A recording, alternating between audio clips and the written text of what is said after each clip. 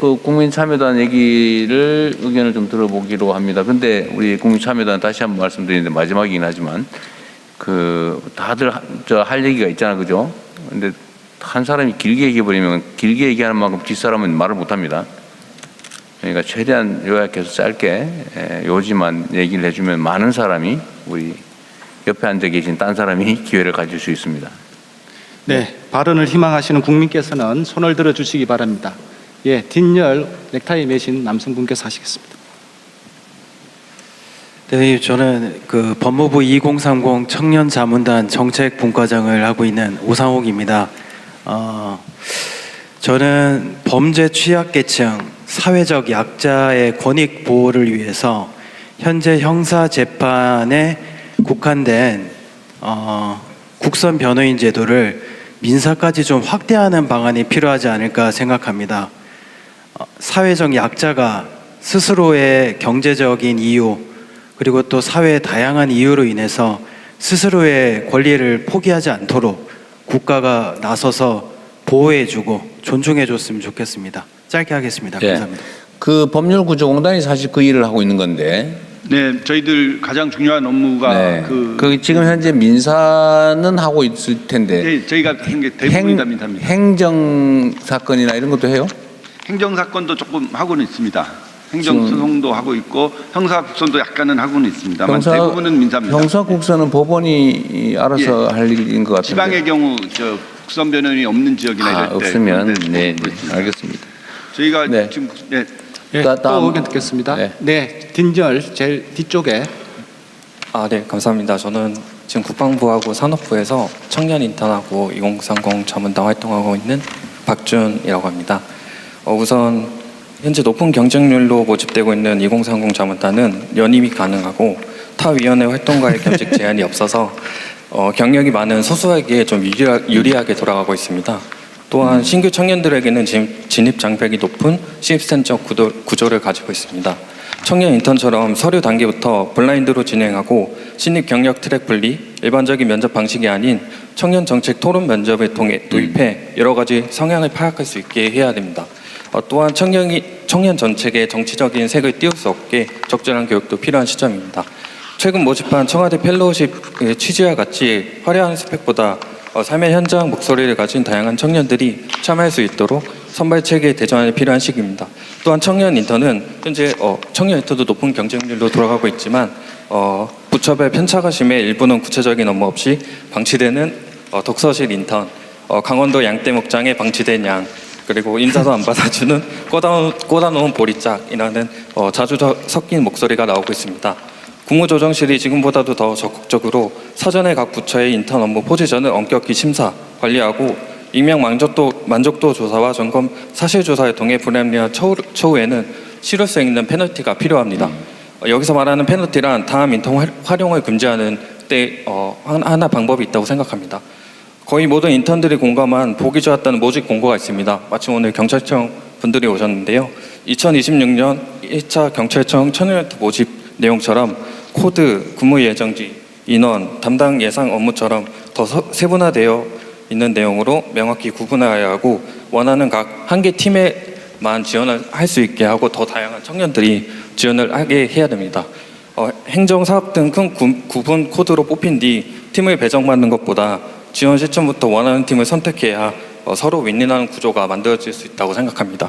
마지막으로 좋은 경험을 해야 보다 많은 청년이 공직의 꿈을 키울 수 있고 있다는 점을 참고해 주시기 바라며 제도적 보완을 좀 요청드립니다. 감사합니다. 네. 또 의견 듣겠습니다. 예, 앞열에서 넥타이 매신 청년께서 해주시겠습니다.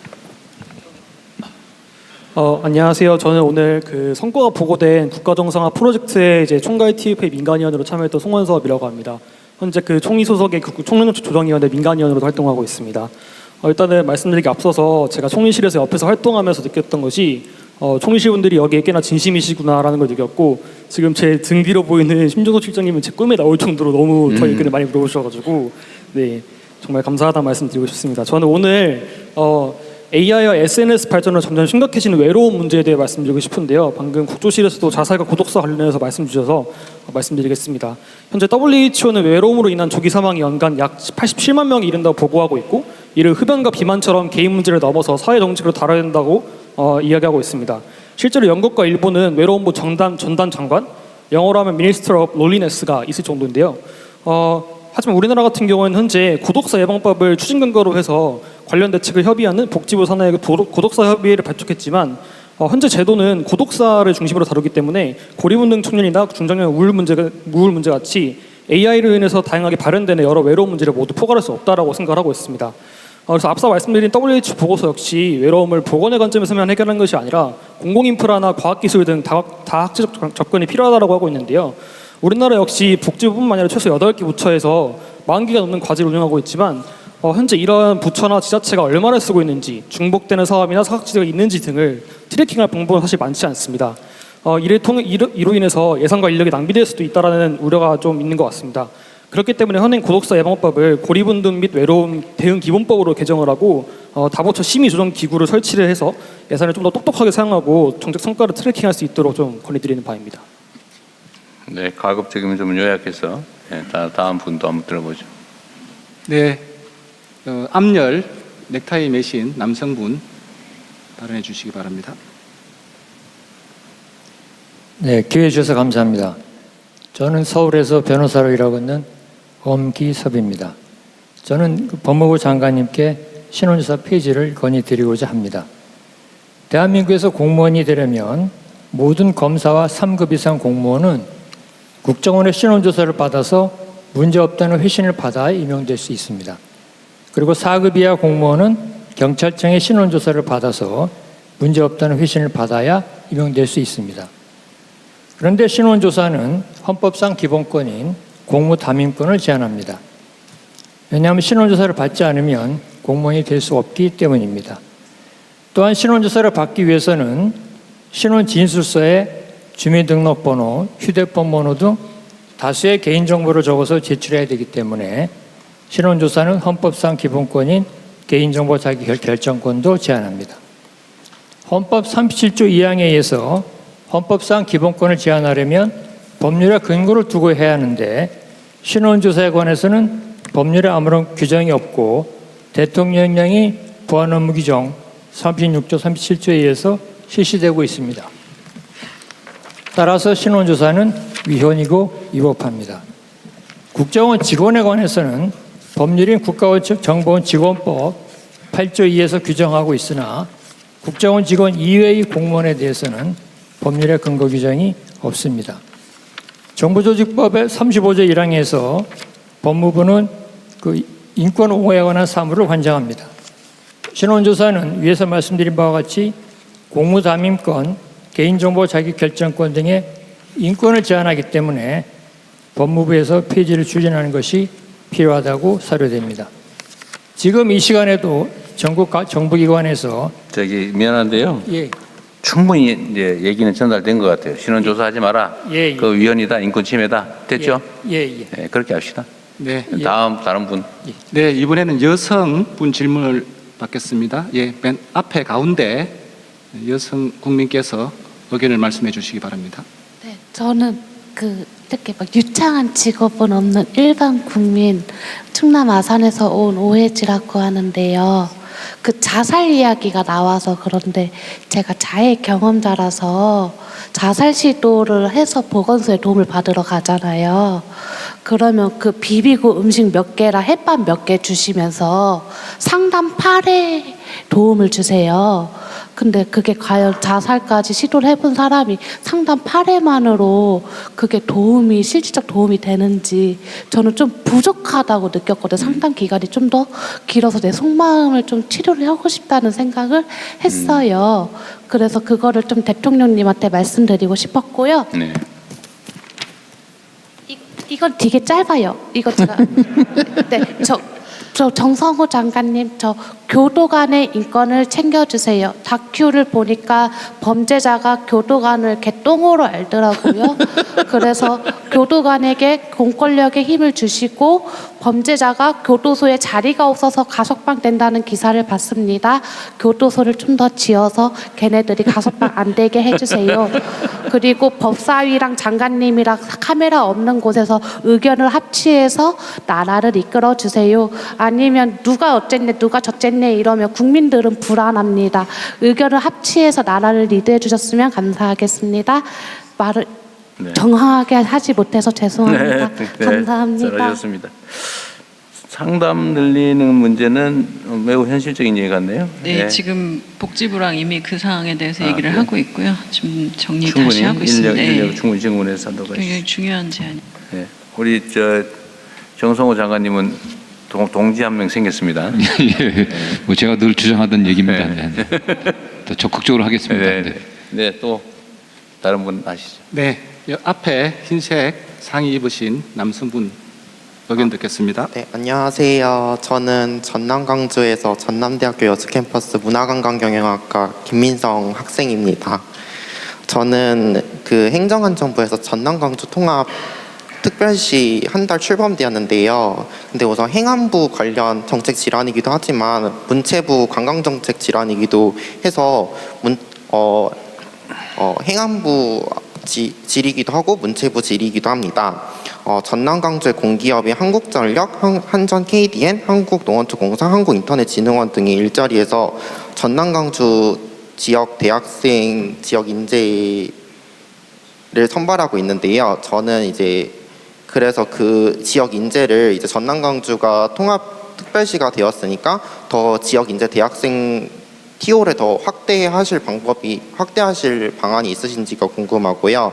그리고 저는 또 특히 관광학을 전공하고 있는 학생으로서 특히 컨벤션 마이스 산업을 국제적으로 유치할 수 있는 기관이 서울 강남 코엑스뿐이라고 하더라고요. 광주에도 광주 김대중 컨벤션 센터가 있긴 하지만 이런 국제적으로 세계적으로 유치할 수 있는 컨벤션 산업이 많이 서울밖에 집중되어 있지 않아서 이러한 관광산업 현실에서 전남 광주가 국제적으로 관광산업과 또 관광산업 중에서 컨벤션 산업으로 마이스 산업으로 엄청난 수익을 불어들이는 마이스 산업을 양성할 수 있는지 이런 관광 정책 방안이 좀 궁금합니다. 그래서 문체부 장관님도 있으셨으면 되게 좋았을 것 같습니다. 네. 네, 우리 참고할게요. 네, 또 다른 분. 네. 네, 뒤에 넥타이 배신 남성분 맨 먼저 손 드셨습니다. 안녕하십니까. 저는 경북 안동에서 출퇴근하고 있고 청송에서 장애인 복지 현장 사회복지사로 사무실장으로 근무하고 있습니다. 멀리서 오셨네요. 네? 멀리서 오셨어요. 네. 딱 현장에서 딱 두 가지 질문을 드리겠습니다. 첫 번째는 AI 행정입니다. 올해 연말에 전국의 AI한테 전 국민들한테 드린다고 하였는데 국민용과 행정 업무용을 구분하고 있는지 혹시 복지, 경찰, 소방 등 분야별로 전문화를 계획하고 있는지 궁금합니다. 그리고 국민의 개인정보를 다루는 만큼 해킹, 개인정보 등 저작권에 대한 마크가 있는지 정부에 대한 그 AI가 어떻게 만들 계획이 있는지 질문입니다. 두 번째는 물 부족 문제입니다. 지금 현재까지도 안동댐에는 33% 물이 부족하다고 합니다. 요즘은 저희는 대한민국에서 삼면 바다로 이루어져 있는데 미래에 해수 담수화 기술을 지금도 수입하고 있는데 수입만 하고 있지 지금 현재는 저희 국내의 지역의 가뭄과 지역별로 물 수요까지 미래 예측한다면 새로운 해결책이 될 수 있다고 생각합니다. 도시뿐만 아니라 저희같이 청송이나 내륙 지방까지 물 공급이 되었으면 좋겠습니다. 마지막으로 질문 한 가지 더 드리겠습니다. 여기까지 오는데 한 4시간에서 5시간 걸렸습니다. 이거는 좀 그렇지만 좀 저희는 뭐 오면 뭐 선물을 사진이랑 뭐 찍고 싶은데 뭐 카메라 보안 때문상으로 청와대로 처음으로 방문했는데 뭐 증명사진도 없고 뭐 왔다고 얘기하면 뭐 KTV에서 뭐 방송했다 이 말하면 뭐가 되겠습니까? 저희 또 사인 또 필요하고 그렇습니다. 네. 자, 다른 거는 다른 부처 소관 사무에 관한 것이어서 그냥 참고하기로 하고, 인공지능은 각 부처별로 지금 만들고 있는데 결국은 이거는 통합하게 될 거예요. 네. 그렇게 참고로 하시고, 또 한 분만 더 할까요? 네, 앞에 여성분 해주시기 바랍니다. 네, 안녕하십니까. 국민의 삶의 질 향상을 위해서 애써주시는 이재명 대통령님과 각 부처 담당해주시는 분들에게 감사함을 전하고 싶습니다. 저는 화성 특례시에서 온 유인혜라고 합니다. 저희 화성시는 지역 특성상 제조업에 종사하는 분들이 많습니다. 그래서 한 가지 질문을 드리고 싶은데, 제조업 현장에서 지속적으로 제기되는 인력 문제와 관련해 궁금한 점이 있습니다. 제조업 기반인 금형, 주조, 용접 등 이런 것들을 저희는 뿌리 산업이라고 하는데요. 뿌리 산업 현장에서는 인력난이 굉장히 심각합니다. 현장에서 국내 인력을 구하는 것은 정말 현실적으로 복잡하고 발급 기간도 길어 필요한 인력을 적기에 확보하는 데 큰 어려움을 겪고 있습니다. 국가 경쟁력 강화를 위해 부처 간 협업을 통해 비자와 행정 절차를 보다 신속하고 간소화하며 뿌리산업 중소기업이 필요한 전문 인력을 안정적으로 확보할 수 있도록 제도를 개선해 주셨으면 감사하며, 혹시 계획이 있으신지 궁금합니다. 감사합니다. 네. 사전에 각본 없이 현장에서 쏟아진 국민들의 날 것 그대로의 목소리. 과연 이 약속들은 현장에서 어떻게 지켜질까요? 여러분이 가장 공감했던 시민의 의견은 무엇인지 댓글로 남겨주시고 구독과 좋아요 잊지 마세요.